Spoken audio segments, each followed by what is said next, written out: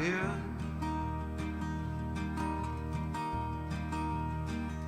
Now close your eyes, we'll spin around, say, hard time you could find, but ain't the way that you want.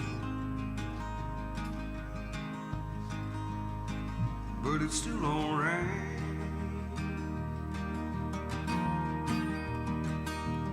Late at night, you lay around wondering, counting all the lines. It's so funny now, say, times are hard to get this far, but it ain't the way that you want.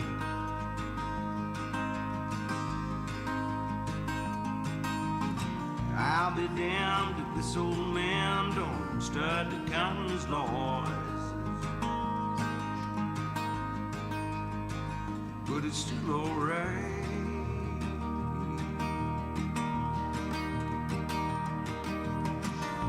See you learn.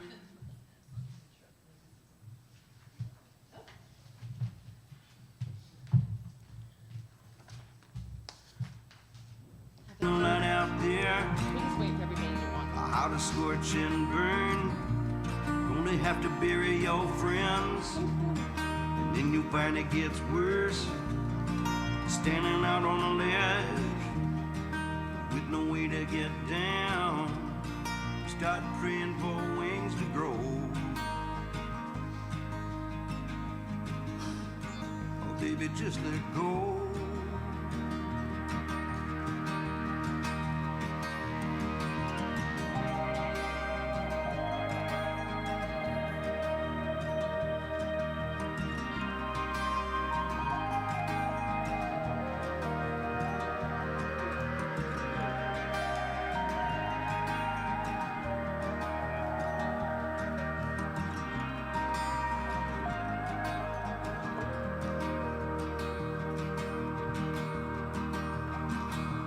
It ain't alright, keep spinning out ahead. It's like a runway watching everybody walk in. It was cold outside, and I hit the ground, say, I could sleep here, forget all the fear, it would take time to grow. Maybe I don't know.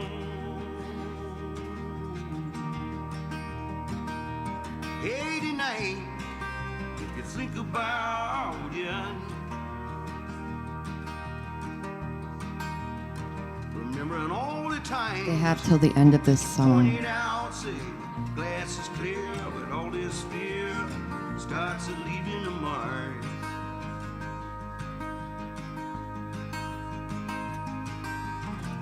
Idle hands are all that stands from your time in the dark. But it's still alright.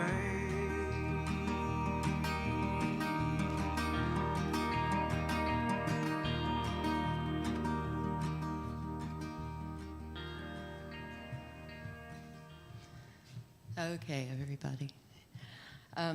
Thank you for coming. Thank you very much. I wrote everything down because I knew I was probably going to lose my poo at some point. So, Jeremy didn't want a funeral. He really just wanted us to party. So we're going to try to do a little bit of celebration of life, memorial, and then party. He only asked for a handful of specifics for his memorial, one of which was for me to sing for him. And in the grand tradition of our relationship, my response was, "You have to be kidding me." But as always, he gently, patiently, lovingly got his way. So this is for you, my love.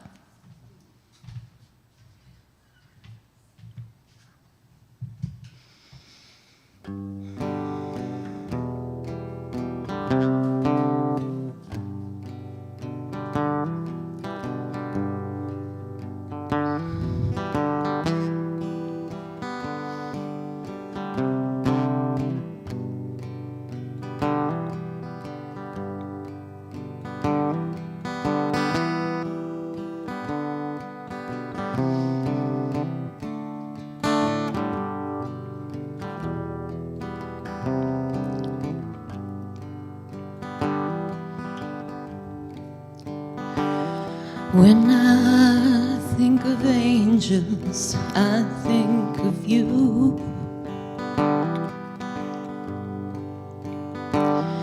And your rusty brown hair and the things that you do. I heard you'd left, I knew it couldn't be true. When I think of angels, I think of you.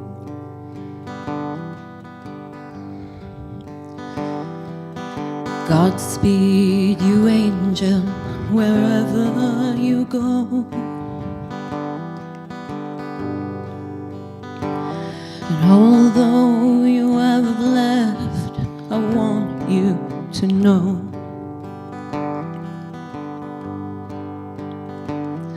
my heart's full of sorrow, I won't let it show. I'll see you again when it's my time to go.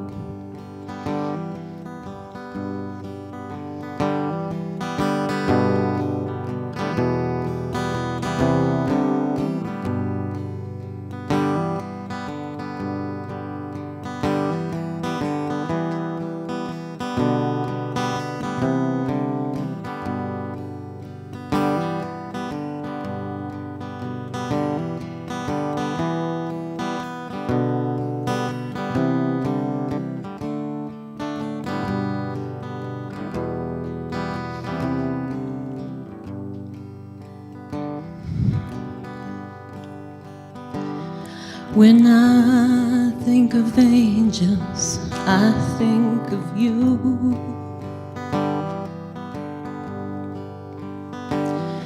And your rusty brown hair and the things that you do.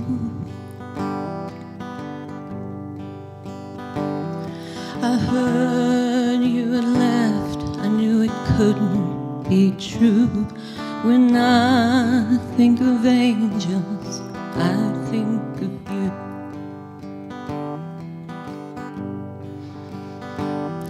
When I think of angels, I think of you.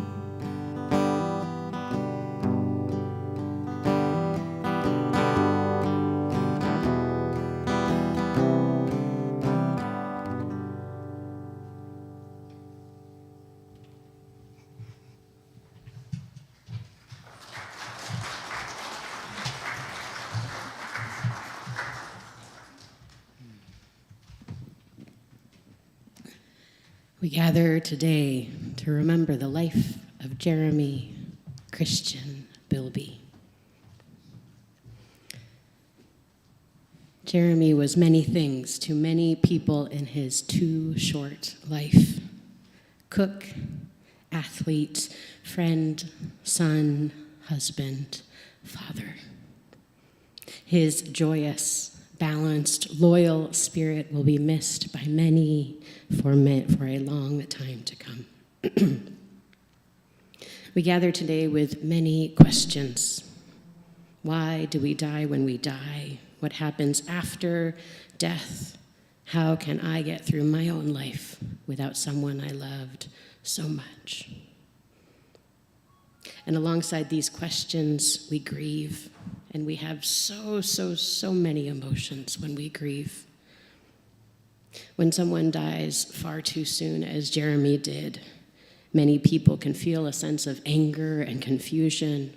Why now? Why him? How is any of this fair? And it's not.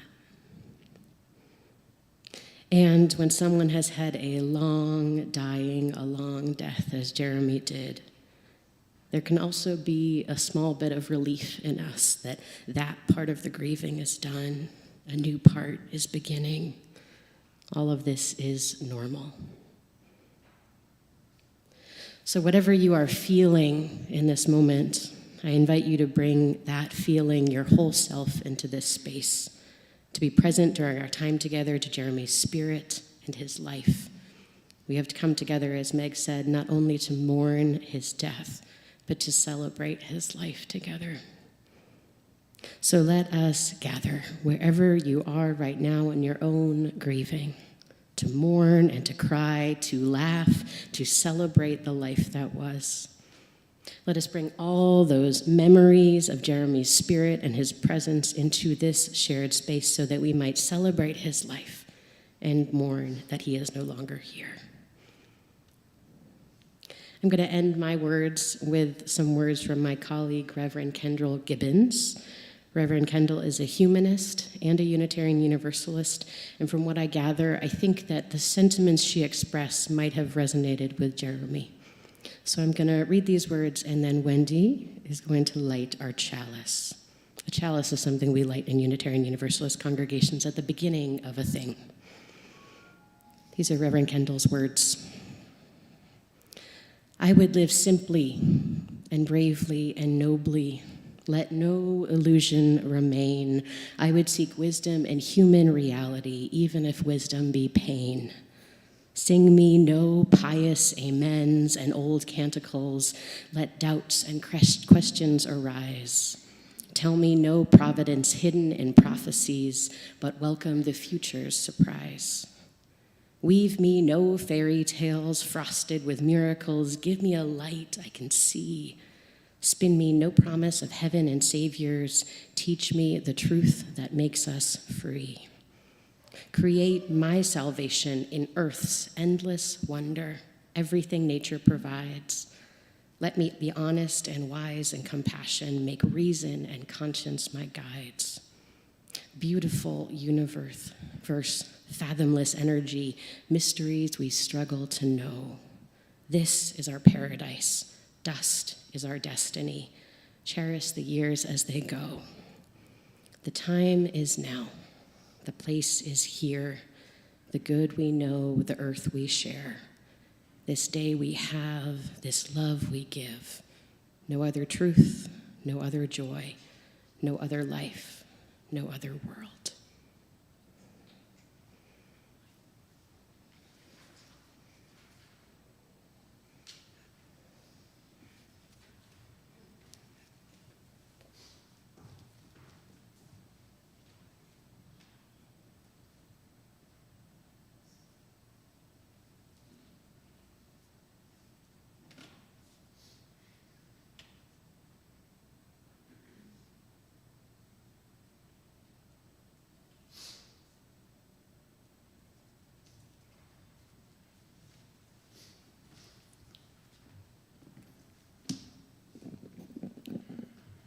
So I have a few words I wrote down in my dad's diary, which he never got to fill out.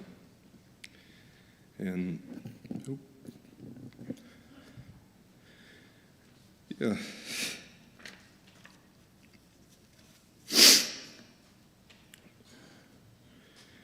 A great stone in the river of life has left us, yet the currents he changed and the lives he guided remain. His grand and indomitable spirit yet holds sway among those it held in kind and jovial embrace. But we are here not just to remember, but to celebrate and toast. Every step I take, I am reminded of the steps my father once took. But in time, I have learned to find strength in that. He was an honest man. He was an honorable man. And he faced his life and his death in much the same way, with grace, strength, care, and determination. He never put himself above others. His service and care was given to those in need always. He was and remains a burning light of goodness and justness to all those who knew him. And I hope I will live as justly as he did, and always be strong in the belief that life is wonderful.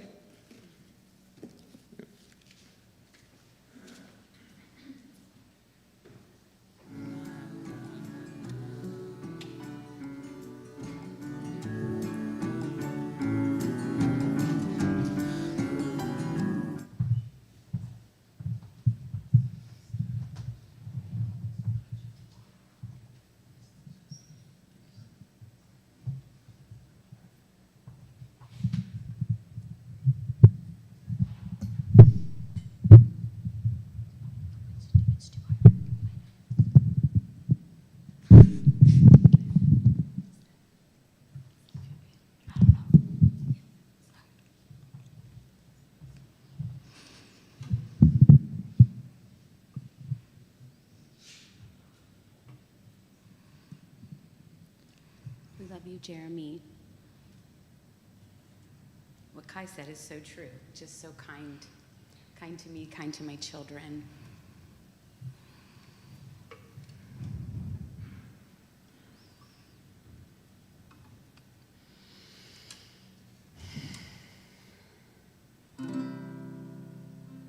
Remember me, though I have to say goodbye. Remember me, don't let it make you cry. For even if I'm far away, I'll hold you in my heart. I'll sing a secret song to you each night we are apart. Remember me, though I have to travel far. Remember me, each time you hear a sad guitar. Know that I'm with you the only way that I can be, until you're in my arms again.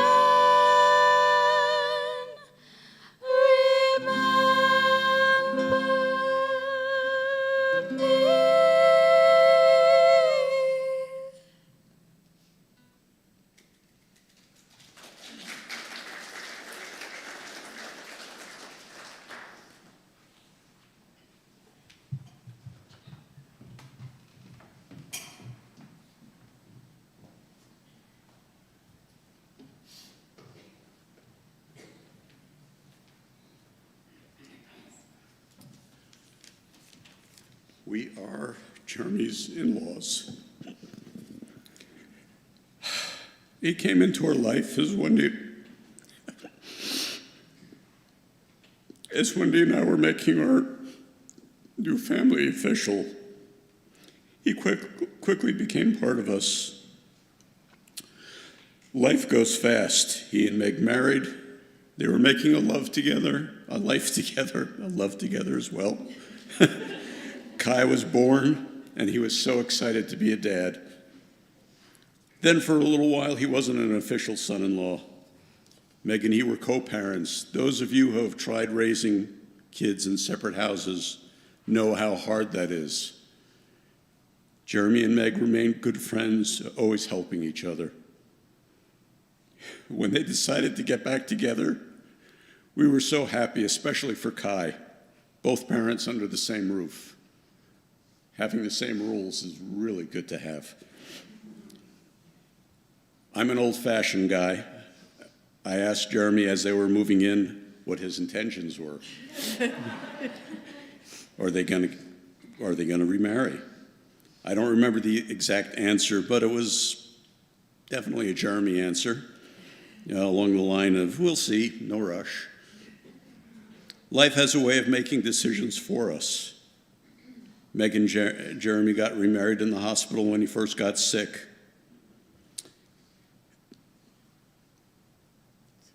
It was one of the most improvised, sweetest, and most moving weddings I have ever experienced.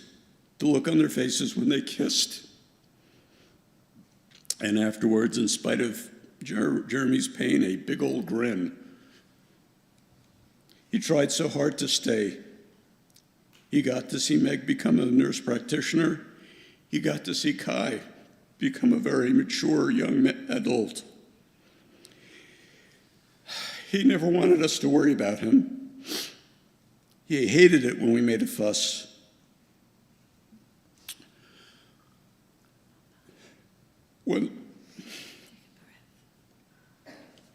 When someone you love passes, it leaves a hole in your heart. It gets smaller over time, but it never goes away. Safe journey, Jeremy. May the ancestors embrace you.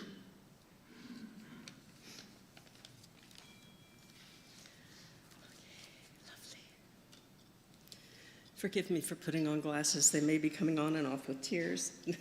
Hopefully not. But as Zach said, we are the in-laws, but in truth we felt like his true parents too. So I'm going to share my thoughts here on a little memory. When I first met this dear man, there was a bit of chaos and last-minute jitters on my part. This was the day before Zach and I were to be married. A sweet little cabin on the Potomac River was our wedding venue. It was bustling with drop-offs from caterers, while Zach and I were arranging wine glasses, cake plates, flowers, all that stuff. During our preparation process, we were waiting for the arrival of my children, Amanda and Meg, who would be joining Zach's children, Leonore and Abe. Collectively, they were to be our maids of honor and our best man. Soon, thankfully, and really thankfully, the cabin door opened, and there would be our kids, plus one more. Meg was accompanied by a tall and quiet, handsome young man. Meg had mentioned she would be bringing along a boyfriend. They flew in, actually, from Greensboro to the DC area. But here was someone neither Zach nor I knew. They certainly seemed a pair from the get-go. He was solidly by her side, a cheerful and very polite young man, and one who was ready to dive in and help us in any way, but especially the kitchen, as I recall. Immediately, we felt at ease and most grateful that this sweet fellow was now part of the wedding party. This was Jeremy. From that moment on, he was truly a gentle and loving addition to our family, one who would do anything for any of us, but especially for his beloved Meg and his precious son, Kai. He never gave up on us, no matter what the situation. And as time moved on, even with his diagnosis of terminal cancer, he didn't give up on himself. He did everything he could to add years, months, days, and moments to his life and to ours. He would do anything to be there to see his Meg succeed with concluding her medical education and to continue to witness her strength and endless love for him. He fought on to see Kai become an honest, mature, and strong young man, a man who would be okay, and a son who he now knew would make an incredible mark on this world. Jeremy knew Meg and Kai would carry on, that they would remember and cherish their time together, the three of them. They would remember all that Jeremy gave to them through his tender and loving example. And as for Zach and I, we too will remember our sweet Jeremy and hold this man, our beloved son, deep within our hearts. Just a little more.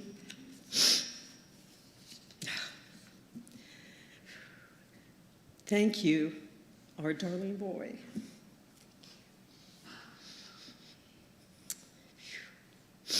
For everything you brought to our lives.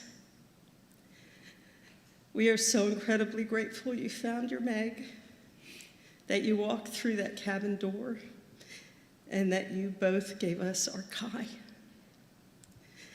We love you, buddy. You are and will forever be with us.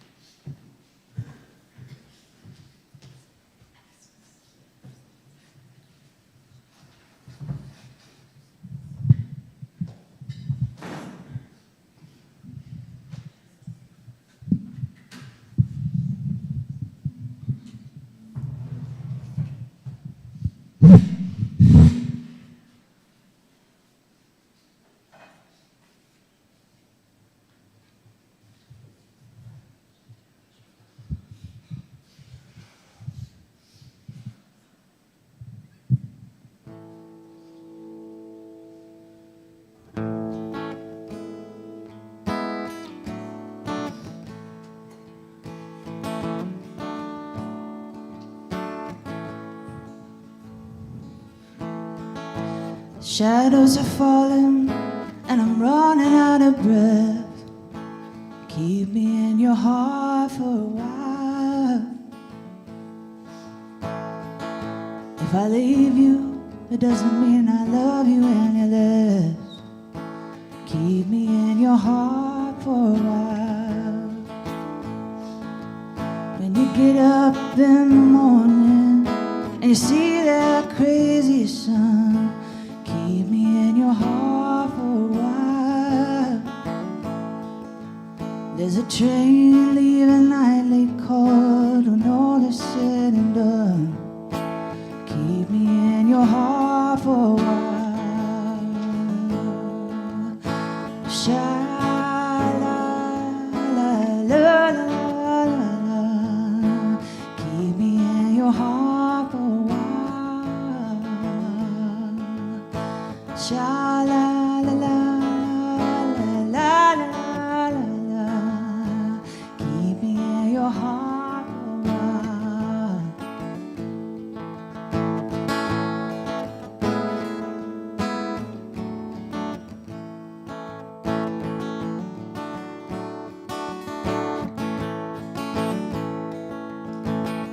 Sometimes when you're doing simple things around the house, keep me in your heart for a while. You know I'm tied to you like the buttons on your blouse. Keep me in your heart for a while. Hold me in your thoughts, take me to your dreams. Touch me as I fall into view. When the winter comes, keep the fires lit, and I will be right next to you. Engine drivers headed north to Pleasant Stream. Keep me in your heart for a while. These wheels keep on turning, but they're running out of steam. Keep me in your heart for a while. Sha-la-la-la-la-la-la-la-la.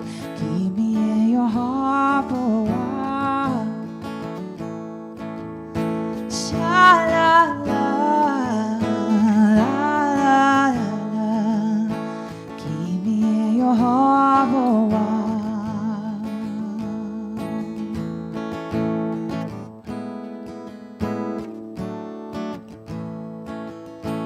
Keep me in your heart for a while.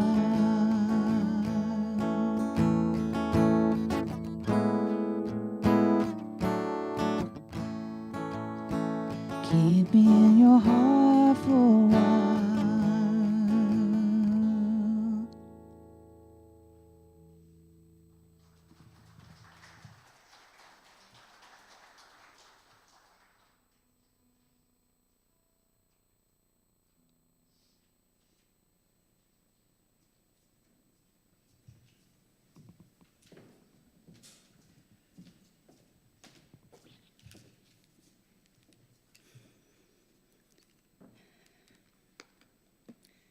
Like you, Wendy, we'll see how long these babies stay on. On and off. I'm Shannon. I'm a friend of the family for many, many, many years. And thank you. Sorry about that.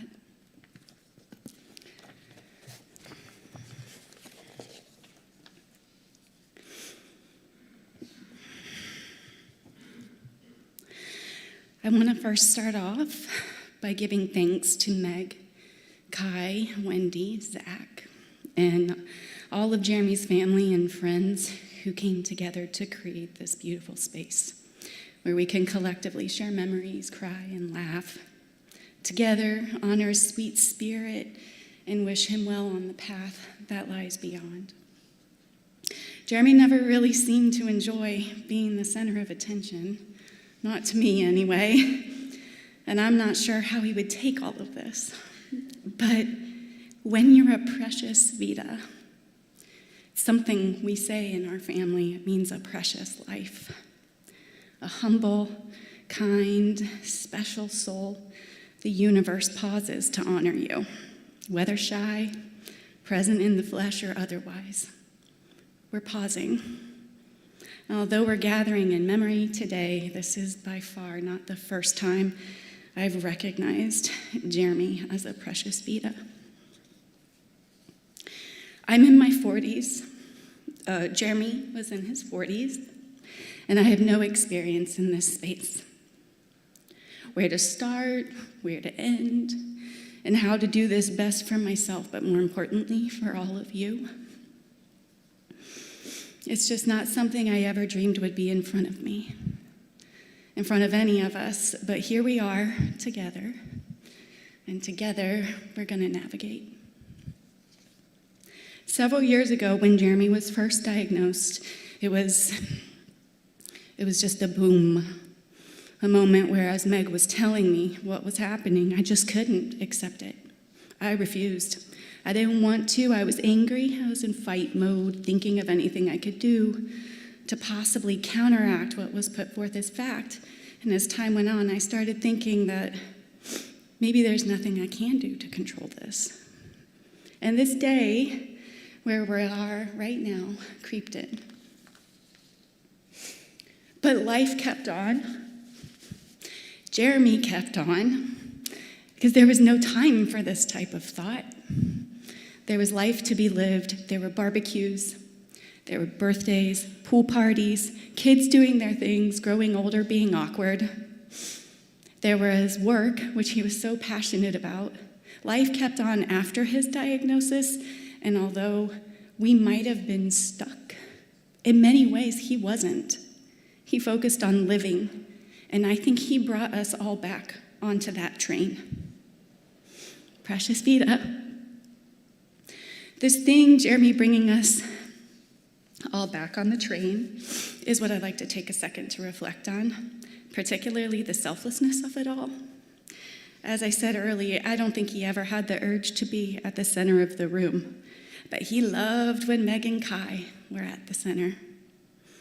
They were the center of his everything. I'm an observer. I love watching people in their element, just doing their thing, thinking that nobody else is watching. I like seeing the little things people do, the quirks, the perfect imperfections. I find them beautiful. And the funny thing is, I often found myself observing Jeremy, observing Meg and Kai. And it made me happy. It made me happy because he would look at them with this innocence and this joy that I don't think you really see in most adults. It was like a child just loving something so much. He had this selfless freedom to love in a way that I just don't think exists for many people. Now, how precious is that?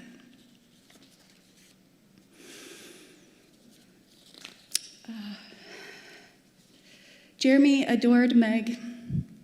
No other way to say it. He'd do whatever he could to make her happy. And while she was doing her thing, whether singing, huge fan of karaoke, but only if she was singing, or just being the incredibly giving, kind person she is to everyone that crosses her path, he loved watching her being her true self and would just sit back and smile. Occasionally, I would hear him say things kind of under his breath about how beautiful and lovely she is. I don't think he knew I heard, because he was kind of shy that way. For example, Meg offered to host my daughter's 21st birthday. I felt bad. I didn't want to put that on anyone. But she insisted, and I think we all know how things go when Meg makes up her mind. And it was perfect.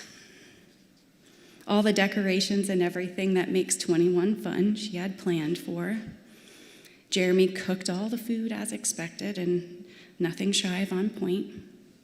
That night, while Meg was busy hosting, he was leaning over on the kitchen counter just watching her. I observed, I noticed, and when he saw me, he smiled and he said, she lives for this. And he lived to see her live for this, whatever it was. Oh, and he would also observe me, didn't escape my attention, and it always made me so nervous. I love food, and I think I was always looking for his approval. The Jeremy checkbox meant a lot to me, but it put me way off my game.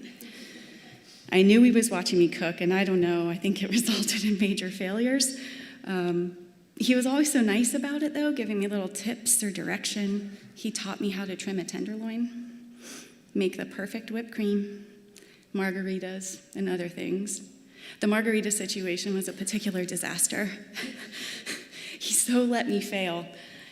I was nervous, and he's watching how I was going about doing things. I think it was at his birthday party, actually. And he let me do it all wrong, tasted it, and laughed. He threw it out and made me a new one, teaching me all the way. That was bad. And I just can't shy away from talking about all of this without mentioning Jeremy's smile. I mean, come on. He had the type of smile that was contagious because he only smiled when things made him truly, truly happy. And that's what made it so great. He was genuine. And again, he smiled. He smiled because others were happy or just being themselves. And outside of that, I love that he cared less about anything superficial. How cool someone was, what they liked, disliked, what they did, what they were into, who they knew, all that type of stuff. Zero interest. He did things his way. It's just beautiful. And the last thing, so hard. The last thing I'll note here is that of all the type of dads anyone could ever hope to have, Jeremy was unmatched. I loved watching Jeremy interact with Kai. My daughter did as well. We talk about it all the time. Often different views about things, and how conversations would unfold around things they were debating were just the best. I know Kai always surprised and challenged Jeremy in the best of ways, and it was so funny seeing Jeremy get thrown off his game for just 1 second, one comment from Kai. He was always so collected. And then he'd rebound and come back in with a rebuttal. Not sure if he did it for himself, though. I think he just enjoyed seeing how Kai would react. He definitely loved every minute of that banter. The things I want and could say for Jeremy and this family have no end. The memories, how we take those and move on in the best possible way, without a doubt, is what Jeremy wants us to do. In the final moments I spent with him, I held his hand and I told him not to worry, and that along with his spirit, we would all be here in this world watching out for Meg and Kai. He squeezed. Thank you all for being precious Vitas and extending such an amazing amount of kindness over the past several years, and for being present today and tomorrow and beyond. And for Jeremy, who I know would want this for all of you, hold your breath, make a wish, count to 3.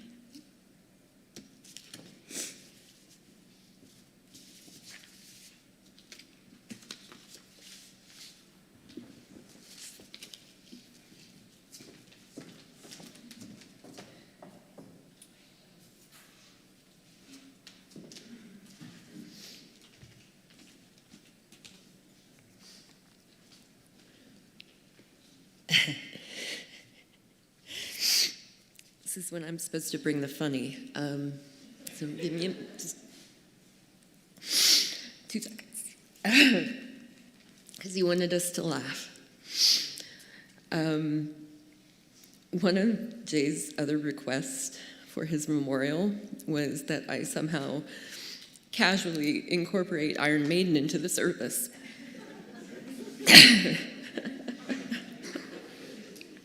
Yeah.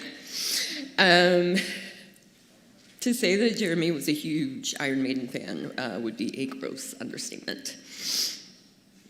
The first time I met up with these two beautiful people to discuss music for the service, I shared a little Jeremy story with them, and I feel like it's appropriate for now. The first time I entered Jeremy's house, right after we started dating, I encountered a very large Iron Maiden poster. So for those of you who aren't familiar, these consist of a somewhat terrifying skeletal figure named Eddie. And if you want to check it out later, he's on that flag there. So I was like, okay, this is the thing. All right, no problem. When we moved in together, I politely requested that Eddie not be the centerpiece of our living room or bedroom, because I did have to make that stipulation after I said not in the living room. For years, I was uncertain as to where Eddie went off to. And then during a move, the frame of a Degas print I had broke. So as I went to remove the Degas print from the broken frame, I noted something peculiar hiding behind it. Yeah, so the transition between a stunning impressionist painting of a ballet dancer and Eddie was startling at first, to say the least, but then I proceeded to snort, as you guys know I do, and belly laugh for like a solid half an hour afterwards. And that was Jay. That was my husband. At any rate, trying to incorporate Iron Maiden into a memorial service is a challenge. But so very luckily, I had expert consultation. So take it away, beauties.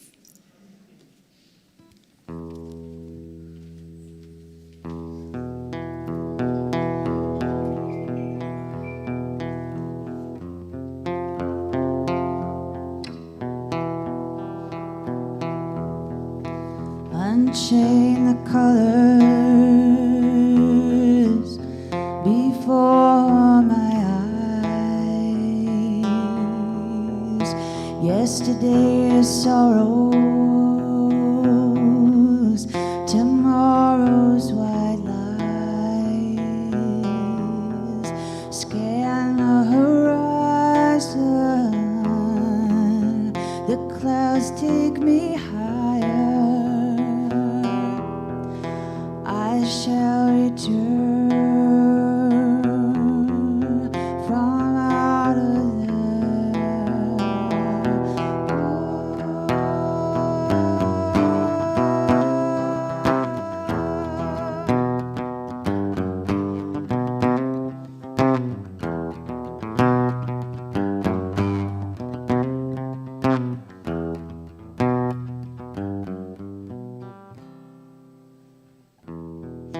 tears for remembrance and tears for joy, tears for somebody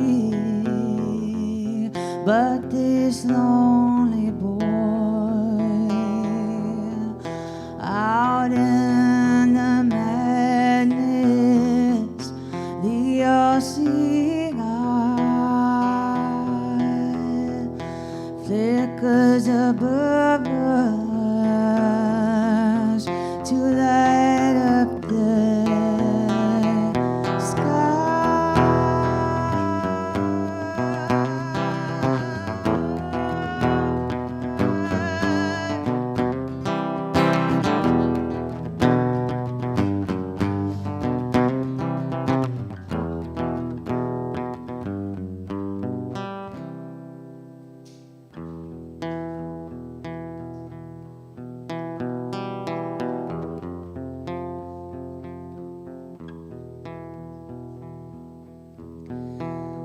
chain the colors before my eyes. Yesterday's sorrows,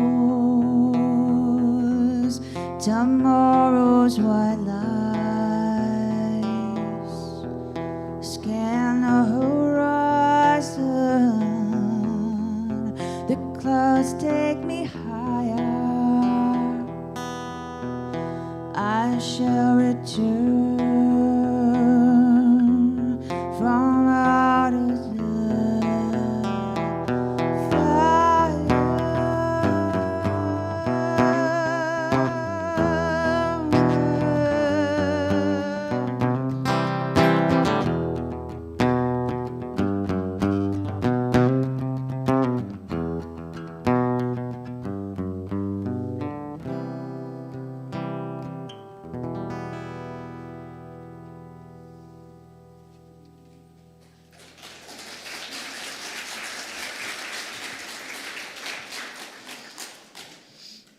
That was really beautiful. Okay. Okay. We can do this. So we prepared a little slideshow. It's actually long, but I want everybody just to kind of just have some time to sort of meditate, ruminate, whatever you need. So whenever anyone told Jeremy they were sorry for what he was going through, he would always just tell them, I'm just glad it's me and not somebody else. He was just a hero, always. It comforted him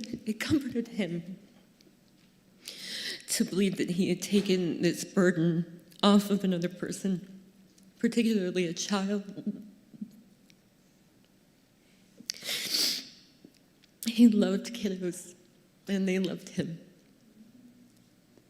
And a lot of it was because he was just, like Shannon said, like a child, the wonder, the awe. He was always my big tough guy. But, however, charmingly, his favorite movie was Charlie and the Chocolate Factory. And his all-time favorite song was Pure Imagination, followed very closely by the theme song to The Greatest American Hero. Yeah, I'm not kidding. Pure Imagination was the last song I sang to him before he passed away. But I'm not going to say it. We'll let Gene Wilder do that. My love, I have to believe that you are in a world of pure imagination.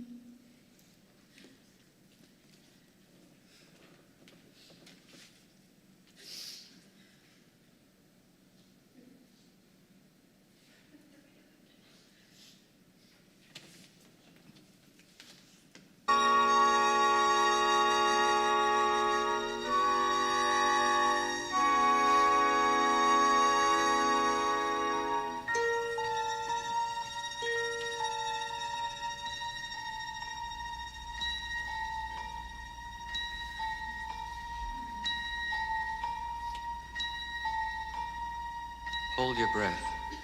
Make a wish. Count to 3. Come with me, and you'll be in a world of pure imagination. Take a look, and you'll see into your imagination.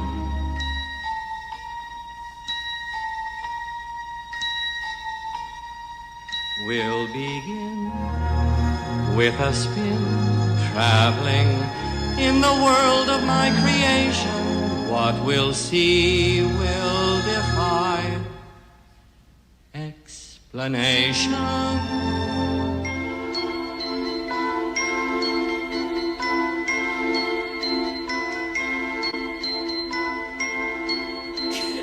If you want to view paradise, Simply look around and view it. Anything you want to do it. Want to change the world. There's nothing to it.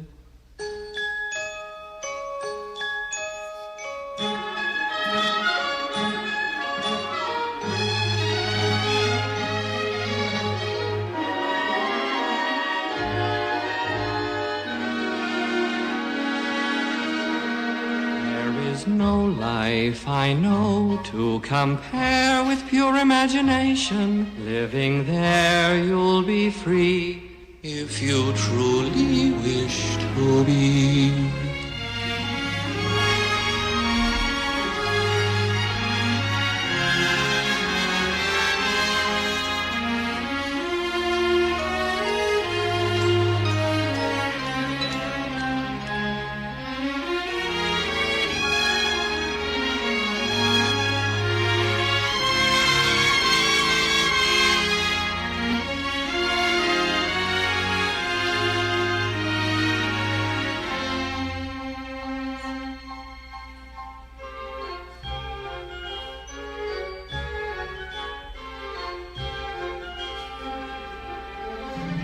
If you want to view paradise, simply look around and view it.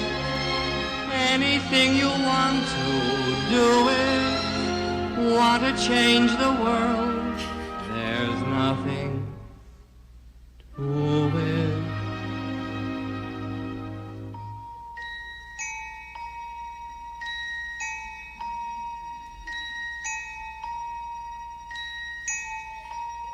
There is no life I know to compare with pure imagination. Living there, you'll be free if you truly wish to be.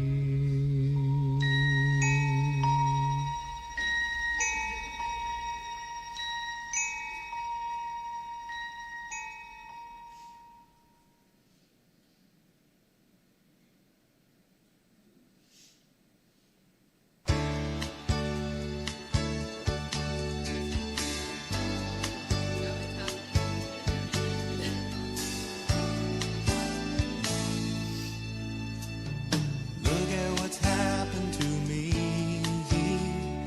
I can't believe it myself. Suddenly I'm up on top of the world. It should have been somebody else. Believe it or not, I'm walking on air. I never thought I could feel so free. Flying away on a wing and a prayer. Who could it be? Believe it or not, it's just me.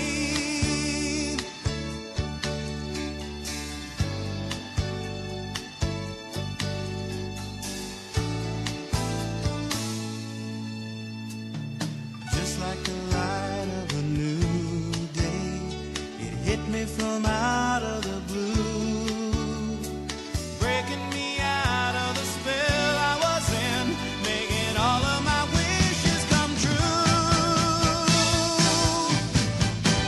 Believe it or not, I'm walking on air. I never thought I could feel so free.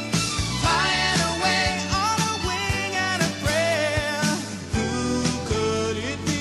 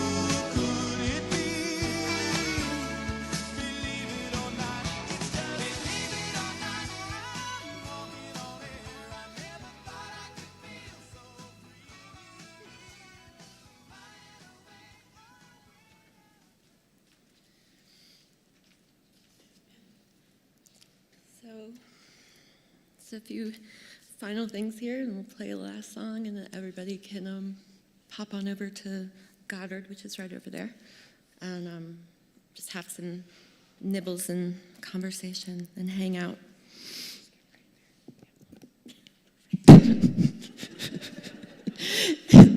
Bethany just whispered to me, "Perfect."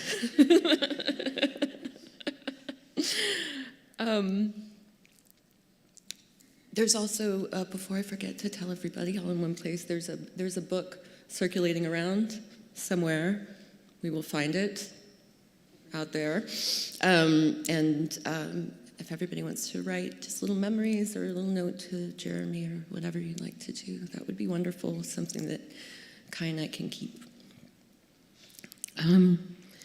So Jeremy loved to laugh, and he loved the 80s.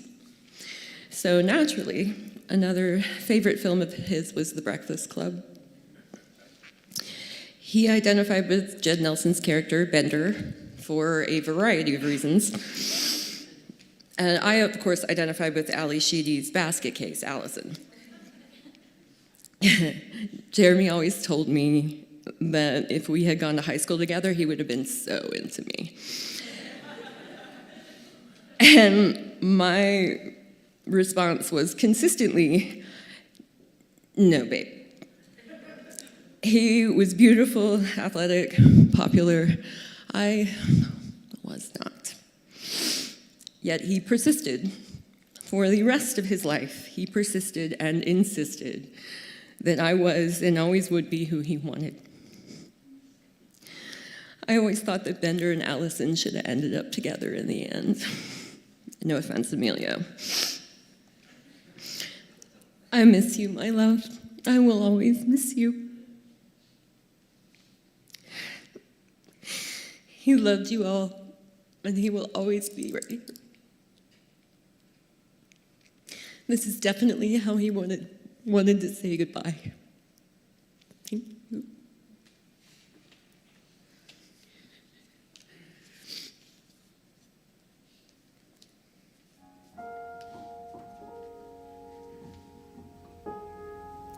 Phones are fucked. I believe there's a Simple Minds song that should be playing, my daughter.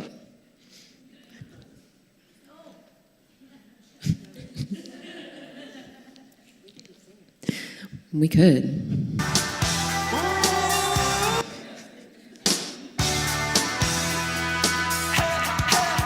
That's it.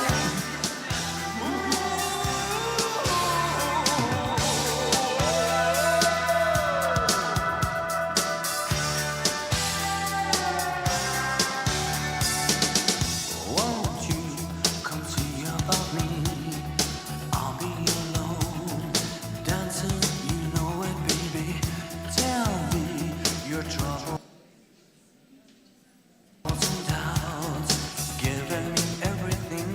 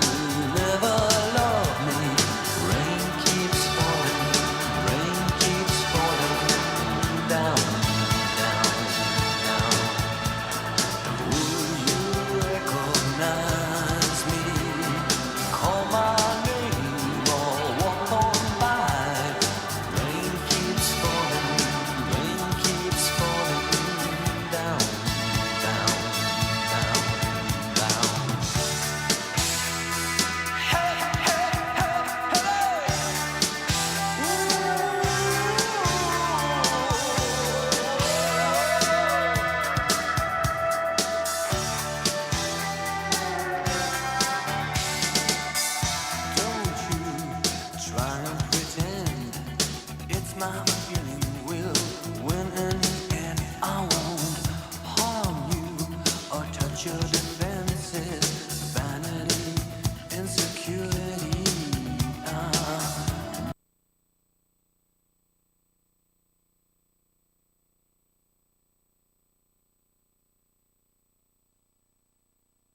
Don't you forget about me. I'll be alone, dancing, you know it, baby. Going to take you apart. I put us back together at heart, baby. Don't you forget about me. Don't you forget about me. As you walk on by, will you call my name? As you walk on by,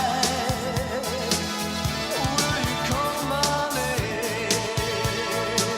When you walk away,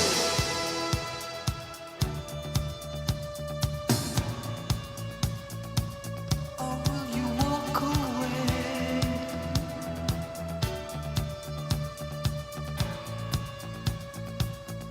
Will you walk on by? Come on, call my name. Will you call my name? I say la la la la la la la la la